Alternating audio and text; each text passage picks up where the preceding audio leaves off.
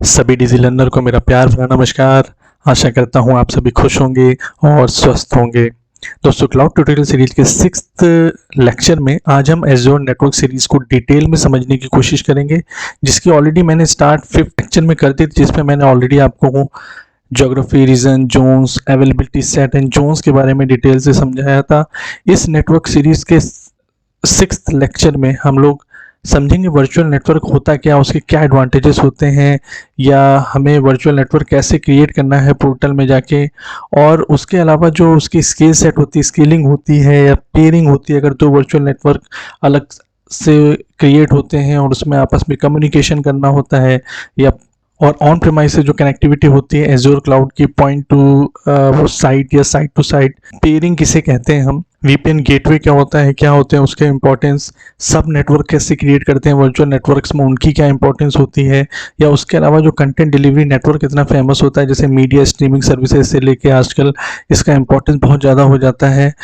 Media services या search services के बारे में भी डिटेल से थोड़ा सा ब्रीफ समझने की कोशिश करेंगे कि क्या एज़्योर के एडवांटेजेस हमें मिलते हैं। उसके अलावा जो लोड बैलेंसर, एप्लीकेशन गेटवे या ट्रैफिक मैनेजर या फ्रंट डोर जो बैलेंसिंग के काम आते हैं, इन सब में क्या डिफरेंस होता है, इसको हम अभी कवर अप नहीं करेंगे, लेकिन ये भी नेटवर्क सर्विसेज का पार्ट है और इसे हम अगले 7th लेक्चर में कवर अप करेंगे। So let's get started. मैं प्रशांत मालवी, ऑलरेडी मैं आपको इंट्रोडक्शन हर सीरीज़ में, हर लेक्चर में देता हूँ, लेकिन फिर भी if anyone is new, rest assured you are in safe hand, because whatever knowledge मैं आपको प्रोवाइड करने की कोशिश करूँगा अपने हेल्दी आईटी एक्सपीरियंस के बेसिस पे ही प्रोवाइड करूँगा।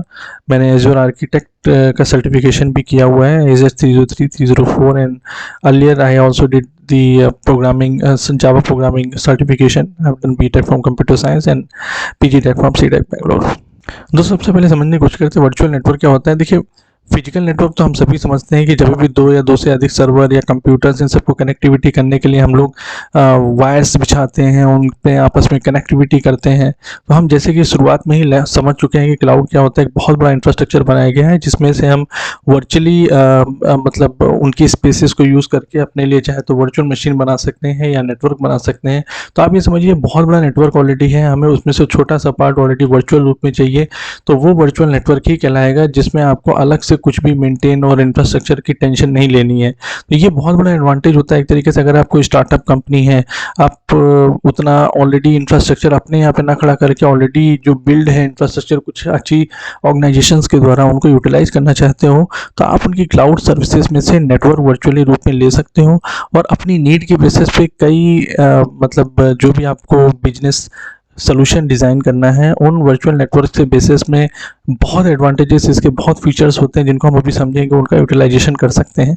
जैसे आपकी छोटा सा एप्लीकेशन, छोटा सा ये इमेज आप देखिए, इसमें दो सब नेटवर्क बनाए गए हैं एक वर्चुअल नेटवर्क के अंदर, और उनके अंदर सारी वर्चुअल मशीन्स को डिप्लॉय किया गया है। अब मान लीजिए कि ये वेब टायर के लिए आप सब नेटवर्क अलग बना सकते हैं, बिजनेस के लिए अलग, डाटा टायर के लिए अलग, रोल मैनेजमेंट के लिए अलग, या आपके ऊपर टोटली डिपेंड करता है कि किस तरीके का रूल किस में क्या अप्लाई करना चाहते हैं। इसमें सिक्योरिटीज़ वगैरह जो NSG आपको दिख रहा है, that is network security group, वो क्रिएट कर सकते हैं और हर किसी के लिए अलग सिक्योरिटी का रूप सिक्योरिटी के रूल्स आप डिफाइन कर सकते हैं।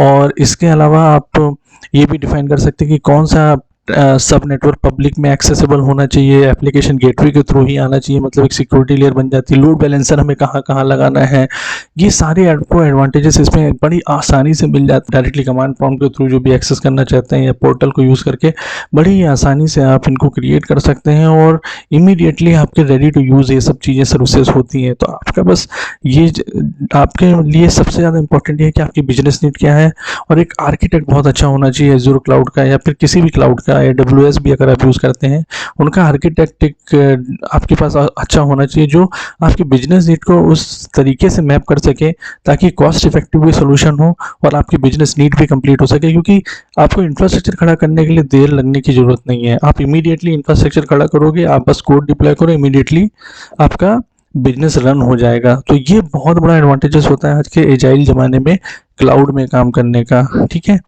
कुछ मैंने एडवांटेजेस वैसे लिख दिए जो मैंने आपको ऑलरेडी बताया कि फ्लेक्सिबल, स्केलेबल है, हाई नेटवर्क बैंडविड्थ मिलती है, आपको डिजास्टर रिकवरी के लिए मैनेजमेंट बहुत अच्छे से मिल जाता है, आपको टेंशन लेने की जरूरत नहीं है कि अगर वो पर्टिकुलर किसी एरिया में आपने खुद का सर्वर मान लीजिए फिजिकली क्रिएट किया होता और कोई डिजास्टर आ जाता तो आपका पूरा बिजनेस बंद हो जाता है, इवन क्लाइंट भी लॉस हो जाता है। ऐसा कुछ भी मतलब प्रॉब्लम सोचने की भी जरूरत नहीं है। क्लाउड सर्विसेज में आपको सिक्योर होते हैं, कॉन्फ़िगरेबल भी होते हैं, रन टाइम पे आप चाहे जो भी रूल्स चेंज कर सकते हैं पोर्टल में लॉगिन करके। इनके कॉस्ट इफेक्टिव होते हैं, मतलब अगर आपको बिजनेस रन करना है एज ए स्टार्टअप, इंफ्रास्ट्रक्चर खड़ा करने के लिए आपको वेट नहीं करना है, you just need to check the cost of that particular architecture and then just go ahead and implement the business। ठीक है, तो ये बहुत बड़ा एडवांटेजेस होता है वर्चुअल नेटवर्क का। कंपोनेंट 3 होते हैं इसमें। सब नेटवर्क मैंने आपको बता दिया कि हर वर्चुअल नेटवर्क के अंदर आप कई ढेर सारे सब नेटवर्क बना सकते हैं और रूटिंग डिफाइन कर सकते हैं आप उसमें कि किस तरीके से वही डिफरेंट सब नेटवर्क्स में उनकी रूटिंग होगी, ये सारी चीज़ें डिफाइन, आप रूल्स डिफाइन कर सकते हैं सिक्योरिटी लेयर के। जैसे आप ये देखिए इसमें बड़ा सिंपल एग्जांपल दिया हुआ है लोड डिस्ट्रीब्यूशन का कि इंटरनेट से जब कॉलिंग होती है तो ये अभी हम समझेंगे कि traffic manager, load balancer, application gateway में एक्चुअली में क्या अंतर है, लेकिन आप बेसिक ये समझ लीजिए कि कॉलिंग को मैनेज कर रहा है, किस वर्चुअल मशीन को कब कॉल करना है, चाहे वो ऐप सर्वर हो चाहे वेब सर्वर हो।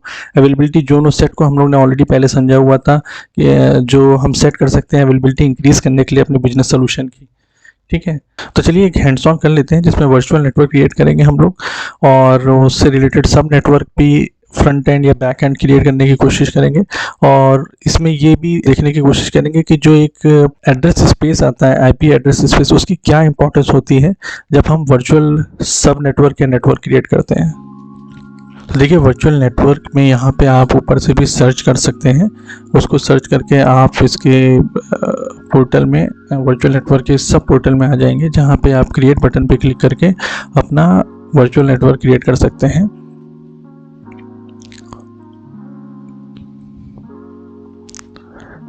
सब्सक्रिप्शन आपका बाय डिफॉल्ट फ्री ट्रायल या जो भी आपने सब्सक्रिप्शन लिया होगा वो बनाएंगे आप। रिसोर्स ग्रुप आपके ऊपर ऑप्शनल है, आप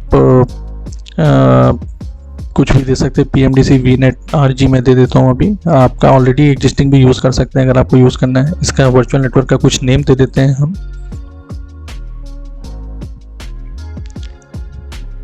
रीजन ईस्ट US ही रखेंगे हम लोग। IP एड्रेसेस में देखिए सबसे ज़्यादा इंपॉर्टेंट है IP एड्रेस स्पेस को समझने के लिए आपको ये देखिए, आप जो ऑलरेडी बाई 16 करके आ रहा है यहाँ पे डिवाइडेड बाई 16 आ रहा है, ये डिफाइन करता है कि कितने मैक्सिमम रेंजेस आपको मिलेंगे एड्रेस स्पेस के। अगर आपने देखा था कि ये देखिए 224 अगर मैं सिलेक्ट करता हूँ तो आपको 256 IP एड्रेसेस ही मिलते हैं। अगर आपको लगता है कि आपकी बहुत बड़ी ऑर्गेनाइजेशन नहीं है तो आप जितना कम एड्रेस स्पेस लेंगे उतना ज़्यादा अच्छा है, क्योंकि मोस्टली ज़्यादातर वो यूसेज नहीं रहेंगे। अगर 16 लेते हैं देखिए 65556 एड्रेसेस मिल सकते हैं, इनके बेसिस पे आप कई सब नेटवर्क में उनको IP एड्रेस स्पेस को डिवाइड कर सकते हैं। ठीक है, तो अभी मैं यही लेके चलता हूँ, लेकिन आप कम से कम लीजिएगा। अगर आपकी बहुत बड़ी ऑर्गेनाइजेशन है तभी आप ज़्यादा लीजिए। सब नेटवर्क फ्रंट बनाने की कोशिश करते हैं जिसमें हम लोग हाफ लेंगे इसका। इसमें ये देखिए 5 एज़्योर के ऑलरेडी रिजर्व्ड रहते हैं, मतलब IP एड्रेस जितने भी आपको डिफाइन हो रहे हैं 255 है तो उनमें से 5 एज़्योर की रिजर्व के ऑलरेडी रहेंगे रिजर्व, और बाकी आप यूज़ कर सकते हैं।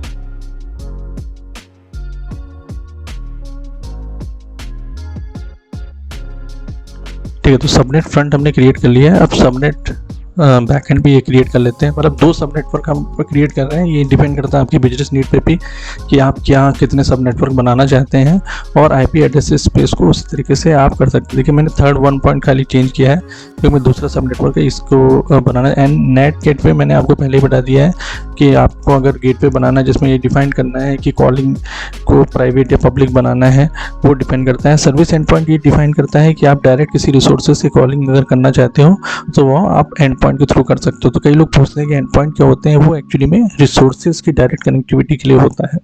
ठीक है, सिक्योरिटी आपको भी डिफाइन करना है, वो डिपेंड करता है कि आप क्या करना चाहते हो। ऑलरेडी डिनायल सर्विसेज के लिए प्रोटेक्शन वगैरह पहले मिलते थे, अब नहीं है, ये डिसेबल रहते हैं, तो आप चाहो तो इसके इनेबल कर सकते हो।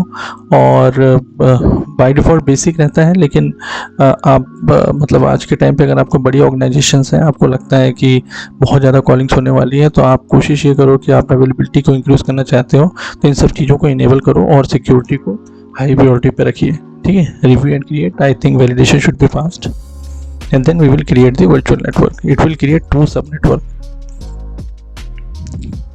the validation pass, and then we will create the virtual network.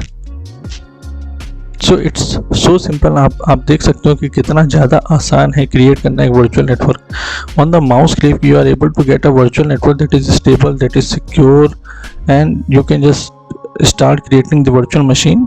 और उन वर्चुअल मशीन को आप इन वर्चुअल नेटवर्क पे डिप्लॉय कर सकते हो.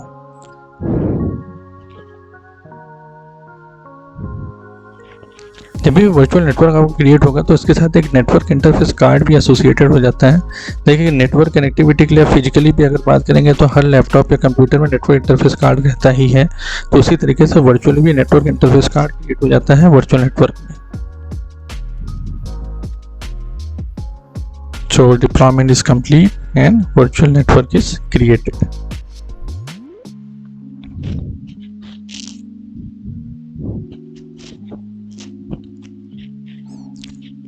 ठीक है, रिसोर्सेज में जाके आप सारी इंफॉर्मेशन वगैरह देख सकते हैं. चलिए क्रिएट करते हैं वर्चुअल नेटवर्क गेटवे, ताकि आपको उसका भी आइडिया हो जाए कि वो कैसे वर्चुअल नेटवर्क से एसोसिएटेड होता है. वर्चुअल नेटवर्क गेटवे को आप सर्च करेंगे ऊपर और क्रिएट पे क्लिक करेंगे. बाय डिफ़ॉल्ट जो आपका सब्सक्रिप्शन होता है उसमें वर्चुअल नेटवर्क देखिए अभी एक ही है, तो वो एसोसिएटेड अपने आप हो जाना चाहिए. ये यहाँ पे आप रिसोर्स ग्रुप अभी सेलेक्ट करने के लिए वो क्योंकि एक ही है आपका, तो अभी वो सेलेक्ट कर लेगा. आप सिर्फ नेम दीजिए अभी एज्योर नेटवर्क गेटवे का. तो हम लोग एज्योर नेटवर्क गेटवे का भी सिर्फ नेम देते हैं. ये देखिए यहाँ पे आपको गेटवे टाइप सेलेक्ट करने के लिए आता है VPN या एक्सप्रेस रूट. एक्सप्रेस रूट मैंने आपको बता दिया है कि आपको अगर हाई बैंडविड्थ चाहिए, परफॉर्मेंस चाहिए, वो आप उसके बेसिस पे सेलेक्ट कर सकते हो. ठीक है, वर्चुअल नेटवर्क आपका PMDC VNet हम लोग ने क्रिएट किया था, उसके साथ आप कनेक्टिविटी कर सकते हैं. इसकी गेटवे सबनेट एड्रेस रेंज वही आ रहा है जिस सब नेटवर्क को आप सेलेक्ट करेंगे. ठीक है, किसी एक पे आप सेलेक्ट कर सकते हैं, दोबारा के लिए आप दूसरा भी सेलेक्ट कर सकते हैं. ठीक है, अभी मैं सिर्फ रूट बेस पे VPN टाइप को सेलेक्ट कर ले रहा हूँ. पॉलिसी बेस्ड रूट बेस में आपको जो ऑप्शन आएगा आप उस पर ऑप्शन के बेसिस पे सेलेक्ट कर सकते हो. इसकी डिटेल्स आपको देखनी है तो आप माइक्रोसॉफ्ट वर्ड के माइक्रोसॉफ्ट एजोर पोर्टल पर जाके इसकी सारी डिटेल्स दे सकते हैं. Public IP address new create करने के लिए रखते हैं. एग्जिस्टिंग अगर आपका ऑलरेडी है तो आप उसको भी यूज़ कर सकते हैं, क्योंकि IP एड्रेस वगैरह आप सोर्सेज में अलग से बना भी सकते हैं. ठीक है, इसका नेम VNet न्यू पब्लिक रख देते हैं. I think that's it. Review and create and then you create it. Simple. Okay, मैं अभी क्रिएट पे क्लिक नहीं करूँगा, लेकिन आप समझ गए होंगे कि नेटवर्क गेटवे कैसे क्रिएट करेंगे. और उस VNet से देखिए ऑलरेडी वो एसोसिएटेड हो गया. तो जिस सब नेटवर्क से एसोसिएटेड है वो आपके ऊपर डिपेंड है कि आप उसमें पब्लिक रखना चाहते हो, प्राइवेट रखना चाहते हो, ये आपके ऊपर डिपेंड है. पर सारी कॉलिंग जो भी होगी वर्चुअल नेटवर्क गेटवे के थ्रू ही होगी. आप सेपरेट नेटवर्क सिक्योरिटी ग्रुप भी बना सकते हो, वो हम लोग 8th लेक्चर में देखेंगे कि नेटवर्क सिक्योरिटी ग्रुप्स के रूल्स कैसे सेट होते हैं और कैसे हम सिक्योरिटी एनहांस करते हैं. ठीक है, देखिए आपने अभी देखा कि हमने कैसे नेटवर्क बनाए, सब नेटवर्क बनाए, और आपने ये भी समझा, मतलब पहले ही मैंने आपको थोड़ा सा आइडिया दिया हुआ है कि लोड बैलेंसर वगैरह जो यूज़ होता है, या ट्रैफिक मैनेजर, एप्लीकेशन गेटवे, जो अगली सीरीज में भले ही कवर अप हम लोग करेंगे, लेकिन बैलेंस कैसे लोड होता है कि किस एप्लीकेशन सर्वर या वेब सर्वर को कॉल करना है. वर्चुअल मशीन स्केल सेट से लोग थोड़ा सा कन्फ्यूज हो जाते हैं कि लोड बैलेंसर और वर्चुअल मशीन स्केल में क्या अंतर है. देखिए, आप इसको कन्फ्यूज होने की जरूरत नहीं. लोड बैलेंसर का सिंपल इतना काम है बैलेंस करना लोड को, कुछ रूल्स और पॉलिसीज के बेसिस में कि किस वर्चुअल मशीन को कॉल करना है. वर्चुअल मशीन स्केल सेट हमेशा आइडेंटिकल वर्चुअल मशीन्स के लिए होता है, ये स्केलिंग के लिए होता है. स्केल अप और स्केल आउट मैंने ऑलरेडी आपको नॉन फंक्शनल रिक्वायरमेंट के लेक्चर्स में बताया हुआ था. लेकिन आप सिंपल एग्जांपल आप समझो कि आपको ये समझना है कि मुझे स्केलिंग करनी है अपनी एप्लीकेशन की. कभी लोड कम होता है, कभी ज़्यादा होता है, कभी यूसेज ज़्यादा होता है, तो खुद ब खुद वर्चुअल मशीन्स का क्रिएशन हो जाए, कुछ वर्चुअल मशीन अलग से क्रिएट हो जाए, या कुछ वर्चुअल मशीन कम हो जाए रिसोर्सेज की, ताकि कॉस्ट इफेक्टिव रहे, वहाँ वर्चुअल मशीन स्केल सेट का यूसेज आता है. लोड बैलेंसर तो खैर ये काम करेगा कि किस वर्चुअल मशीन्स वगैरह में आपको रिडायरेक्ट करना है. तो जब आप स्केल सेट बनाते हैं तो लोड बैलेंसर के कॉम्बिनेशन के साथ में वो चीज़ें बना सकते हैं, जिसमें लोड बैलेंसर ये डिसाइड कर सकता है कि कौन सी वर्चुअल मशीन अप है, किसको लोड भेजना है. लेकिन वर्चुअल मशीन स्केल सेट ये डिसाइड करेगा कि हमें एक्चुअल में इस समय और additional virtual machine identical create करने की ज़रूरत है कि नहीं है, या रिड्यूस करने की ज़रूरत है. मतलब स्केलिंग से रिलेटेड काम करता है वो. आपके यूज़र नीड या कॉन्करेंसी के बेसिस पे, लोड के बेसिस में ये एडवांटेजेस रहता है वर्चुअल मशीन स्केल सेट का. देखिए, जब भी आप दो डिफरेंट वर्चुअल नेटवर्क बनाएंगे, उनके बीच में कम्युनिकेशन कभी भी अलाउ नहीं होता है। तो उनमें अगर आपको कम्युनिकेशन करना है तो वहाँ कॉन्सेप्ट आ जाता है पीयरिंग का। दो वर्चुअल नेटवर्क के बीच में अगर आप पीयरिंग कराना चाहते हैं तो ये आपको अलग से क्रिएट करना पड़ेगा, आपको डिफाइन करना पड़ेगा कि किनके बीच में वो कम्युनिकेशन हो सकता है। और इसमें कुछ टर्म्स आ जाते हैं आपके, पॉइंट टू साइट या साइट टू साइट, उनको हम समझने की कोशिश करते हैं। लेकिन आप ये समझ लीजिए पहले कि एक वीपीएन गेटवे भी होता है। जो वीपीएन गेटवे क्या करता है कि जब भी आप वर्चुअल नेटवर्क बनाते हैं, अगर आप ये चाहते हैं कि दो सब नेटवर्क बने हुए हैं और उनमें से एक प्राइवेट रहना चाहिए, जैसे डाटाबेस टीयर को कोई एक्सेस ना कर सके, तो वो सब चीज़ें आप define virtual private network gateway के थ्रू कर सकते हैं, जिसमें आप ये डिफाइन कर सकते हैं कि हम किस नेटवर्क सब नेटवर्क को प्राइवेट रखें, किसको पब्लिक रखें, क्या किसको अलाउ करें ना करें, कुछ रूल्स डिफाइन कर सकते हैं। वहाँ पे इस गेटवे का एडवांटेजेस बहुत ज़्यादा हो जाता है। तो इसलिए जब भी आप बड़ी ऑर्गेनाइजेशन में देखेंगे, हमेशा ही वीपीएन गेटवे क्रिएट किया जाएगा वहाँ पे, ताकि वो रन टाइम पे आप अपनी नीड के बेसिस पे अलाउ कर सकें कुछ कॉलिंग को, या नहीं अलाउ करना है वो भी आप डिसाइड कर सकें। ठीक है, पॉइंट टू साइट को समझने की कोशिश करते हैं। देखिए, पॉइंट टू साइट सिंपल है कि अगर आप एज ए डेवलपर या एज अ यूज़र आप डायरेक्टली कनेक्ट करने की कोशिश करते हो एज़्योर क्लाउड को, तो then it will be called point to site. लेकिन अगर आप मतलब इसमें मैनुअली एक तरीके से आप कनेक्ट करने की कोशिश करते हो, या इवन एप्लीकेशन किसी सर्वर के थ्रू भी मैनुअली कनेक्ट करने की कोशिश करते हो, या डेस्कटॉप के थ्रू, तो वो आपका पॉइंट टू साइट कहलाएगा। लेकिन साइट टू साइट आप मान लीजिए कि दो आप मतलब ऑन प्रीमाइस और एज़्योर क्लाउड के बीच में, इंफ्रास्ट्रक्चर के बीच में आप डायरेक्ट कम्युनिकेशन हमेशा मेंटेन करे रहना चाहते हैं, क्योंकि आपकी ऐसी बिजनेस नीड है, कुछ बैचेस चलते हैं या कुछ अपडेट रखना होता है हमेशा डेली के बेसिस पे, तो वो कहलाता है आपको site to site. Point to site होगा आपका मैनुअली जब भी आप कनेक्ट करने की कोशिश करते हैं किसी भी नीड के लिए, लेकिन साइट टू साइट हमेशा इस्टेब्लिश रहता है आपका। आप मतलब एक दूसरे के बीच में जो कनेक्टिविटी होती है ऑन प्रीमाइस और एज़्योर क्लाउड के बीच में, वो साइट टू साइट कहलाएगा।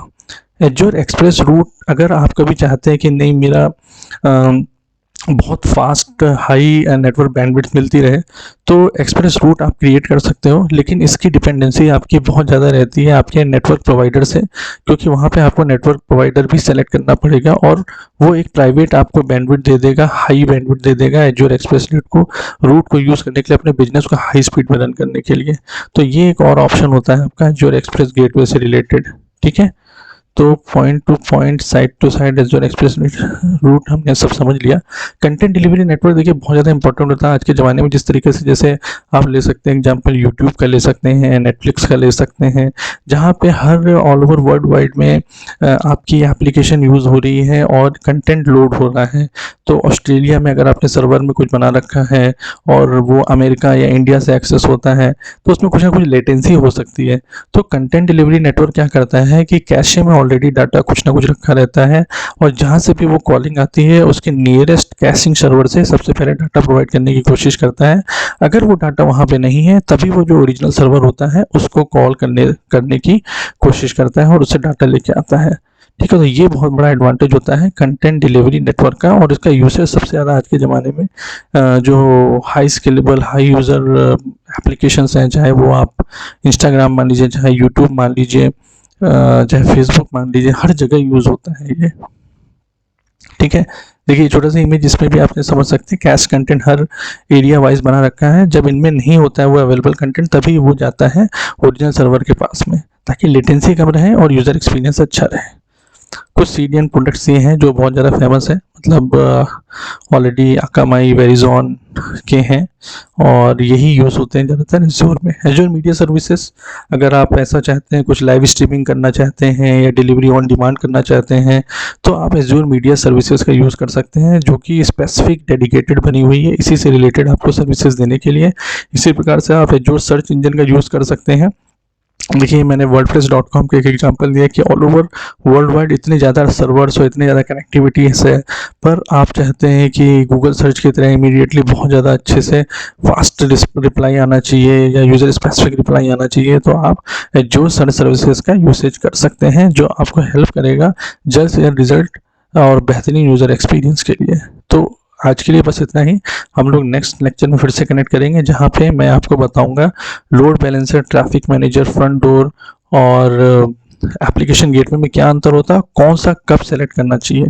ठीक है, अगर आपको इस वर्चुअल नेटवर्क से रिलेटेड अभी भी कोई कन्फ्यूजन है तो आप कमेंट कर सकते हैं या मुझे मेल कर सकते हैं। इस चैनल में आने के लिए आपका बहुत बहुत धन्यवाद। आपका दिन शुभ रहे।